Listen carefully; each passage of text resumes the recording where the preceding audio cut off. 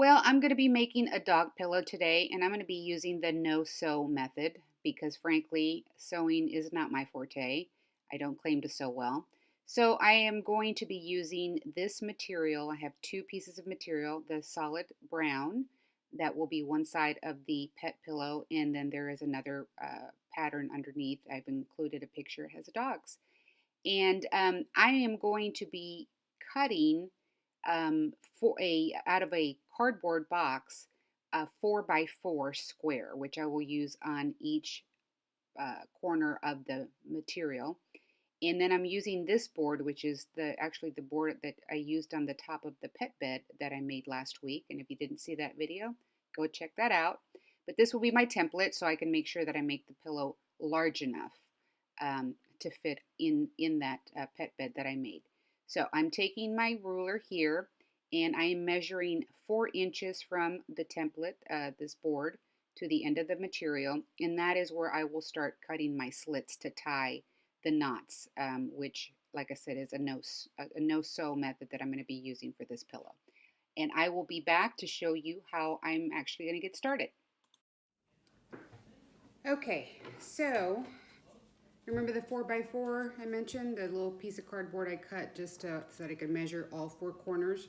So this is one of the 4 corners that I cut, and that's what it's going to look like. So this is where the rest of the blanket was. So the next step is to start cutting slits across your 2 materials, laying your 2 materials on top of each other, and cut about 1.5 inches in width. And then you're going to cut it up to where that corner is. So it's going to be the length of the slits will be at the same length of where that corner is. So if you can see that corner right there.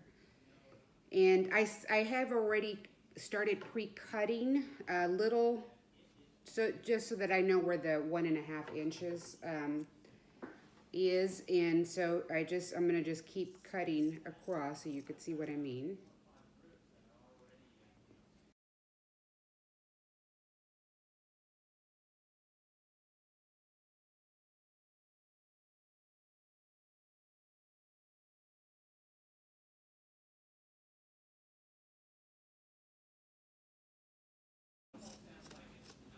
Okay, so you get the idea there. So then what you're going to do is you're simply going to take each piece of material, you're going to just tie it into a knot.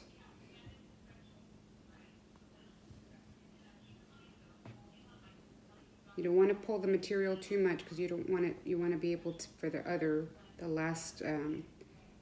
sides to align.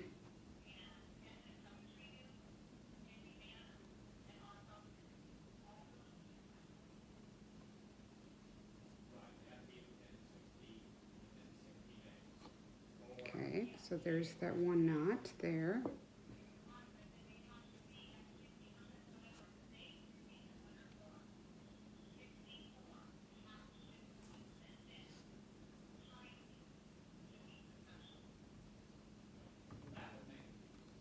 And the next knot. And that's what you just keep doing. Is just keep tying your knots.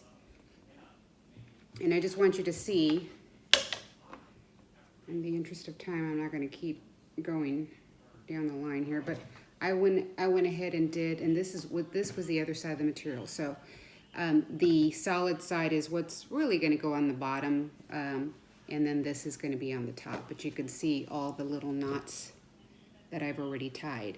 So you're going to do all your 3 sides, and then you're going to stuff it with batting, and then you're going to tie your final side together. So I will come back after I've stuffed it, and as I'm tying the last little bit together so you can see what I'm talking about. All right, so I'm going to finish the last little bit.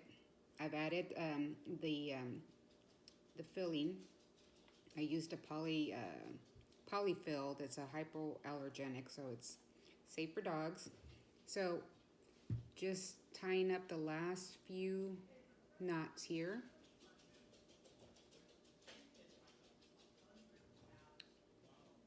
And And then we're going to see how well it fits in the bed.